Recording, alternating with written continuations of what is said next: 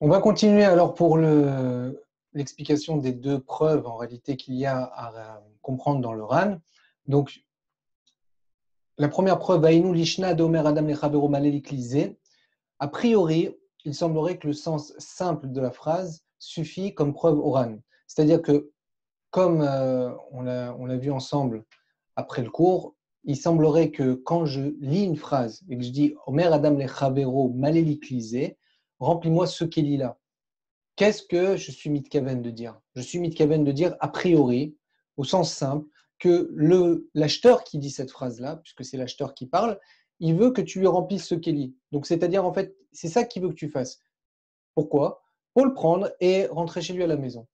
C'est a priori ce qui semble être. Il n'y a pas, disons, c'est pas mashma de la phrase, on n'entend pas de cette phrase-là qu'il y a je veux que tu me remplis ce kéli-là pour que tu le verses dans mon kéli, et ainsi de suite. Non, ça veut dire remplis-moi, maléliclisé, remplis-moi ce kéli-là. Et c'est ça qui est le plus important à savoir dans ce qui se passe entre l'acheteur et le vendeur.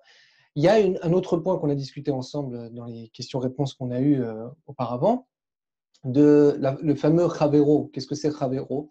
Alors, a priori, d'après le RAN, on comprend un peu mieux c'est quoi le terme Chavero, puisqu'on voit que dans le RIF, si vous regardez par exemple dans le RIF, ici vous voyez qu'il y a marqué Omer Adam Lachenvani. Alors, qu'est-ce que c'est ce terme Omer Adam le Chavero? Qu'est-ce que ça veut dire? Là, par exemple, dans le RAN, il a repris le texte Omer Adam le Chavero.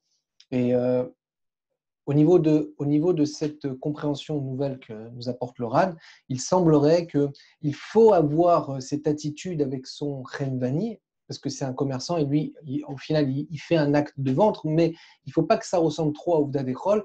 Donc, on fait un maasé kechavero. C'est quoi le maasé kechavero? C'est justement ça, ça veut dire maléliclisé, et moi, je l'emmène chez moi à la maison. Donc, encore une fois, je pense que le pshat pachout, c'est que Omer Adam lechavero, maléliclisé, c'est au sens simple. C'est-à-dire, tu me donnes ce qu'elle là et moi je rentre chez moi à la maison. A priori, c'est ce qui a compris le RAN, mais pas tout dans cette phrase, dans la Mishnah de la Mishnah. Ensuite, deuxième preuve, celle qu'on a vue dans la Gemara, où là c'est marqué explicitement que les gens prenaient les kelim qui étaient mis au khat pour les donner. Et la troisième preuve de Abba Shaul, là aussi c'est un peu plus épineux.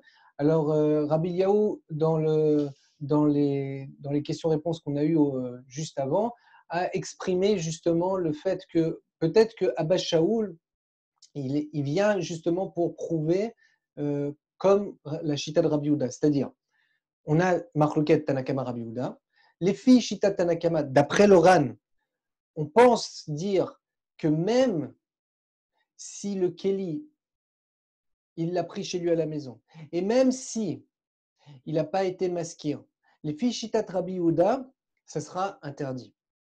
Donc qu'est-ce qu'il doit faire? Alors, il doit s'arranger pour être modèle chez lui à la maison. S'il veut avoir quelque chose de précis. S'il veut avoir quelque chose de pas précis, alors oui, il peut vendre approximativement.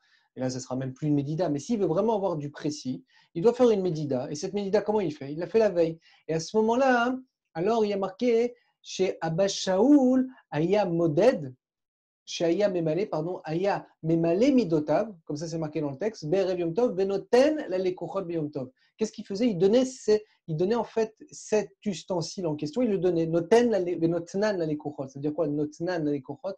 Ça veut dire qu'il donnait ses kelim aux Lekochot. Donc a priori, ça veut dire que la veille, il remplissait ses kelim pour pouvoir les donner aux Lekochot. Manien Meod, que si on suit, c'est très intéressant le pshat que Eliyahu il a voulu donner, parce que d'après ce pshat-là, alors il sortirait que même si tu remplis la veille, alors il y avait quand même une anaga, une coutume de donner le keli au client, malgré tout. Ça veut dire, tu aurais pu dire, si j'ai mesuré la veille, alors maintenant que c'est mesuré, alors quand il vient, je peux verser dans son keli. Alors a priori, non. On peut dire que même, Rabbi Yehuda, il pense comme ça, que même si tu as fait la veille, tu dois donner, tu dois pas donner, tu dois lui donner dans la main. Tu ne peux pas verser dans son kéli. C'est complètement interdit de faire ça. Donc c'est-à-dire que Abba Shaul est venu tamponner le pshat de Rabbi Yehuda. Après, dans la Mishnah, Chachamim sont venus rejeter ça en disant non, c'est pas une preuve. Peut-être qu'Abba Shaul ben Botnit, il le faisait pas parce qu'il voulait pas mesurer à cause d'autres raisons. Ok, mais c'est bien. Mais la Nekuda, elle est de savoir qu'est-ce que le Ran il a prouvé de là. Qu'est-ce qu'il a vu dans Abba Shaul? Qu'est-ce qui a marqué dans Abba Shaul? Abba Shaul, il faisait pas les midot, Vazma. Il faisait pas les midot, il faisait Rev Yom Tov. Alors comment on prouve que le client il sort avec son Kéli? Parce qu'on dirait que du terme Venoten, la Lekochot Beyom Tov, qu'est-ce qu'il donnait? Il donnait ce Kéli-là. Et pourquoi il le faisait? Parce qu'il voulait, d'après la Chita de Rabbi Yehuda, il ne voulait pas justement rentrer dans cette problématique d'être modèle pendant Yom Tov. Mais de toutes les manières, il fallait quand même le donner au client dans la main. Donc, on revient encore en maskana, en sikoum final. Quoi qu'il arrive, même si on n'est pas tous d'accord à 100% sur toutes ces preuves-là, comment le RAN a appuyé tout ce qu'il a dit au niveau des dioukim, en tout cas, ce qui est sûr, c'est que le RAN, la chita du RAN, c'est de nous expliquer que le mocher, il ne peut pas verser et il doit donner le kli dans la main du client. Et ça fait un maasé ouvda dechol. C'est pas un maasé, c'est pas une ouvda dechol, justement, parce que quand je le prends chez moi, je le prends comme un maasé chavero. Omer Adam le chavero. C'est un maasé, c'est ben Adam le chavero, et c'est pas une sourate mechira. À ce moment-là, c'est Besséder Gamon, il n'y a plus de problème. La question qu'il y a, c'est pourquoi on a étudié ce RAN? Pourquoi on est rentré dans ce RAN? Pourquoi je vous ai emmené ce RAN? La raison, c'est parce que comme il y a marqué dans la Gemara, il y avait marqué dans la Gemara que on avait deux halachot à la fin de la Gemara. Il y avait marqué que le nartom, il pouvait mesurer des épices. Que si son tafshil, chez l'oyagdiar, pour pas que son tafshil il brûle.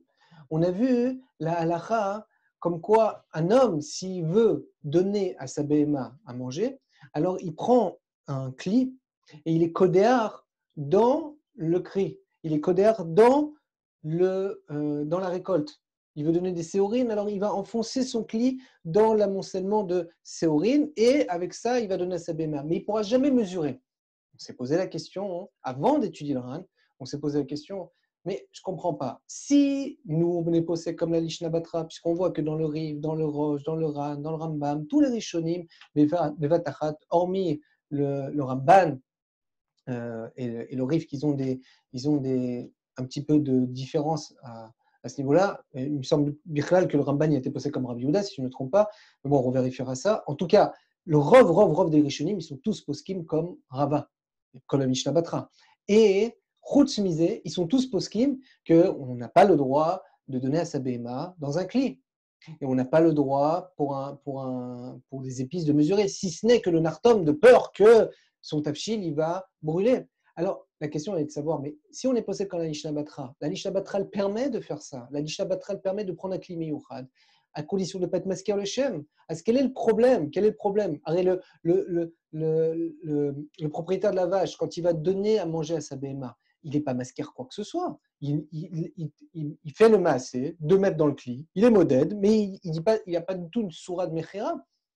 Et pourtant, c'est interdit. Et dans le nartom, il est chez lui, avant de vendre son cli, avant de vendre ses marmites ou quoi que ce soit, qu'est-ce qu'il fait? Il mesure avec les épices. Et là aussi, qu'est-ce qu'il fait? Il ne fait pas encore de la vente. Donc, quel est le problème? Il n'est pas masqué quoi que ce soit. Et la main, déjà, d'après le RAN, on comprend quelque chose d'intéressant. C'est-à-dire qu'en fait, ce n'est pas vrai. On n'a jamais permis d'être modèle. On n'a jamais permis d'être modèle. D'être modèle avec un client miyuchad, c'est un problème quoi qu'il arrive. Si tu es chauffeur, tu le verses dans le cli du client, c'est un problème. Donc, qu'est-ce que tu dois faire? Tu dois faire un maasé complètement différent, un maasé de Ben Adam Lachavero, que tu prends cet ustensile-là chez toi à la maison. Mais sinon, c'est interdit. Donc, ça explique très bien pourquoi le propriétaire ne peut pas donner à manger à sa vache. Et ça comprend très bien pourquoi le nartom, c'est que parce que son tafshil, il va brûler, qu'il n'a pas le droit de le faire. Vous comprenez? Donc, c'est ça qui est intéressant de noter d'après la Chita du RAN. Maintenant, ce qu'on va faire, c'est qu'on va essayer de continuer.